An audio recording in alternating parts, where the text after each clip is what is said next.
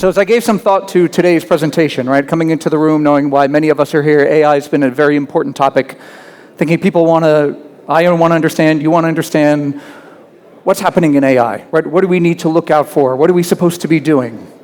So I thought, hey, maybe how about a top 10 list? These are the 10 things that you can do to guarantee success with AI. The next thing I thought is that's probably a really bad idea for a presentation, because it might start to sound a little bit like, look for this. Do that, prioritize this, watch out for that. So I decided to think a little bit smaller, take a little bit different of an approach here. So let's try something different. So, quick show of hands. How many of you use Skype daily in regular interactions? Okay, see a few hands. A few, okay. Not many. How many of you use WhatsApp regularly, daily? A lot of hands. I think I might have seen 2 hands back there. So, okay. Why do I bring this up? A couple different approaches here. Skype, the intent was to be the global communications hub. Voice, video, television sets, Nintendo boxes, and everything in between, right? And to communicate in every single way around the globe. Was it successful? Maybe. A couple metrics, it shut down for consumers last year. It's still working, but it'll be shutting down totally a little bit later this year, in about a month or 2. WhatsApp took a bit different approach and said, let's focus on one thing really, really well. And not just one thing. They picked the one thing that people really wanted, or the thing that added value, right? It was actually reasonably simple, and it was reasonably small. So Skype, at the time of acquisition and their exit to Microsoft for about $8.5 billion in 2011, had about 1,000 employees and a very heavy cost structure. It actually wasn't just in the employees, it was in the architecture and the structure, and a lot of costs associated with that. WhatsApp took a much smaller approach. They had 55 employees. They exited for what in the end actually ended up to be about 23 billion, right? Officially it was 19, but as the stock had gone up, it was about 23. Out of those 55, 32 were engineers, okay? And we can see where that went. And you can see a little where I'm going with this conversation, right? Rather than talking about 10 things or 100 things, let's maybe talk about one thing. Here's another quick example. The Mars Opportunity rover, 2004, it was designed for a 90-day mission, right? And a lot can be accomplished in 90 days on Mars, right? And that's what all the failure points, the longevity, everything was meant to at least make those 90 days. It lasted for 15 years. Why? In many ways, because of the things that it was not doing up on Mars. So I think there were some pretty fist-down, drag-out fights in NASA and DC arguing whether what this should be doing. And one of the key things was, you know what, how about we get it up to Mars? How about we actually make sure it lands? How about we make sure it moves? Okay, but it should move faster. You know what, maybe it shouldn't, because if it moves faster, it might break. It might use too much energy, right? So another example. So why am I bringing all this up? Because right now, there are 10 things, 100 things. We're all trying to figure out right now. AI is rocking our world, right? So as we look at GCCs, we've been hearing about them all day, and we're going to hear about them also through the evening, right? There's a lot of different components to where AI comes in. If it's in software services, if it's in business, is it being a software digital partner, a business partner? Many of these others, AI is touching every single part of it and is very integrated. And we don't really quite know, right? There's a lot of investment coming in. There's a lot of inputs. Are the outputs valuable? Yeah, probably. Could they be more valuable? Of course. But we're on a bit of a journey, right? We're on a bit of a mission here. We all know we want to make our business better for whatever we're trying to achieve. And there's a lot of research going on right now to figure out what that's going to be. In India, are we using AI? Yeah, a ton of it, as a matter of fact. So looking at some recent studies, in fact, I was looking at doing a little bit of research before this and looking at some stuff that, as my kids would say, that like, that's so 2025, right? I mean, I looked at stuff even just from last summer, seemed kind of old. So in some very recent research, 90% of people in India are using AI and Gen AI as a part of their daily workflows, at work, not just at home, but at work. It's the second largest AI workforce in the world. It will probably become the first. But what happens here matters on the global scale, the G in GCC. And third, the growth of these services, right, is about 5x versus traditional IT. I didn't compare against business and other things, but against at least traditional IT, which over the next 3 years should grow 6 to 8%. AI native services are going to be growing 30 to 40, right? So some really big impacts and investments. 83% are investing in Gen AI, and 70% of GCCs say it's a very top priority, right? I mean, listen to most presentations happening in here today and the conversations out there.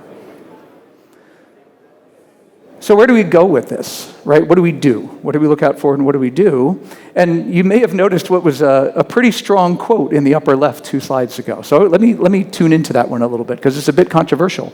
It's a bit controversial coming from many of us in the room that are involved in software and coding and in digital, right? So, Boris Cherny, you may have heard of him. He's the head of Cloud Code for Anthropic. And he said, coding is largely solved, right? Agents can do it. Agents with agents can do it. And is he right? Yeah, probably. Is he completely right? No, probably not, because there's a lot more to coding than just dropping code. So, but what is it? Like, and there's been a lot of talk about talent and transformation, right? And even in the previous panel, I think was a great tee-up. I think I owe each of them a drink for setting up what's an important conversation of how coding is changing, right? When we look at digital and software development, it's about who really understands the client. Not just deeply, not just read a quick spec. Okay, this is what we got to do. Here's the features, here's the requirements, but like what's not listed in there? What's the context, right? Using decisions, making decisions, reasoning. Okay, we say AI can reason. Yeah, it can, kind of, but you get deep into a chat with Gemini or Copilot, and you realize it doesn't reason all that great. It'll get better, but there's deep reasoning. It's the listening to what people are not saying, right? That becomes all of a sudden coders need to do that. And they don't just need to do it going forward. They've already been doing it, but they probably need to be doing more of it. So the role starts to be looking like, are they building agents? Are they managing and orchestrating, right? Rather than just creating, are they now orchestrating together with their business partners, together with other coders, as well as the agents themselves? Things can snowball quickly up and add a lot of value with agentic. It can also snowball very quickly if agents are talking to agents and we don't have, good governance and control. And so it's about judgment, right? And it's about decision making and some of the different factors that have been playing in. It's the EQ, the IQ is there, right? The I is probably going to be a bit replaced for sure, but the EQ in coding is becoming very important, and that's the future coder now has a much stronger tool, so they can now start need to sharpening other tools that are probably part of communication, understanding, decision, judgment. So right now we talk about reinvention in GCCs, right? So in the middle already, the GCCs in the middle, right, was already supporting on the left the priorities and the initiatives that are coming from the enterprise, right? It's the India office, it's the local hub. On the right side, dealing with operating models that are maybe a little bit different. We also heard in the earlier conversation about it's a little bit different in India. There are some ways we do things here. There's different ways that need to be done. The cities are changing. They're growing. We're moving to new ones. Remote work, okay, yeah, that's kind of thing globally. It's a little bit different here, I would say, as well. And the functioning of agile pods and other things. And right in the middle is the GCCs as a custodian for many of those things at scale and now deeply embedded in the business. So a few key themes, and then I want to make it a little bit real, talk about a couple stories of where this has worked and why it's important and why it's a trend going forward. But bigger isn't always better. Small is beautiful. Less is more. I mean, there aren't 100 cliches for that because it's not actually real. And part of it is don't getting caught in the budget trap, right? So in many cases, if we just had more budget, we could do this and we could do more of that. And I think, the challenge here now is, what if we don't? Let's worry a little bit less about what budget we have, and maybe what would we do if we had nothing, right? How many of those, what was WhatsApp thinking when they, what if we could do something remarkable with almost nothing, right? Or the engineering design of the lunar rover, and in the early part of a journey or on a very big mission with an unknown outcome, knowing what we don't know, going to those fundamentals is very important. I'm not asking you to go and ask for budget cuts, but I'm asking you a little bit to think that way. What would we do if we didn't have all this? And actually be a little bit grateful for what we don't have and then focus in on the value equations. The X factor. We talk a lot about T-shaped people. I think I could say that I-shaped people are probably going to be going down when we look at talent profiles. T-shaped people for sure. We need more T-shape. But I put in the X factor there because there's also this notion of X-shaped people, right? There's another dimension now. As the I-shaped people go away, many of the T-shaped people, or even the I-shaped people, can start transforming into what is that third dimension. As Prashanti was talking about from Cigna and Evernorth, domain, and we've heard it in a couple sessions again today as well, that domain understanding, that deep, deep domain understanding. Not just a quick AI lesson on it, but deep understanding, that can be it. Maybe it's the EQ, maybe it's communication, it's the deep understanding. There's a lot of different things. So as we look at emerging talent profiles, how we hire, but also more importantly, how we develop people in this space, thinking about X-shaped people or star-shaped people that really become the future leaders. These are very, very important factors as you actually think smaller, the talent profile changes in order to be able to do that effectively. So, 2 examples. As mentioned in the introduction, I lead the life sciences and healthcare business for EPAM, global company, 70,000 people strong, all over the world, and of course here in India. And so I want to give a couple different examples of some things that we're seeing in the field of where these concepts have actually worked, right? And also showing the trend that actually things are going to get smaller before perhaps they start to get bigger again. One is, and I'm going to, kind of maybe a little bit selfishly, use 2 examples from life sciences. One of them is in the clinical trial space, right? So in clinical trials, attracting, retaining patients for trials is exceptionally important, as well as monitoring that trial once it's started. In that monitoring, looking for deviations is really important. Why? Quite obviously, is if there is a deviation, it can stop the trial, it can rewind the trial, certain data that was collected may not be useful, and many other points.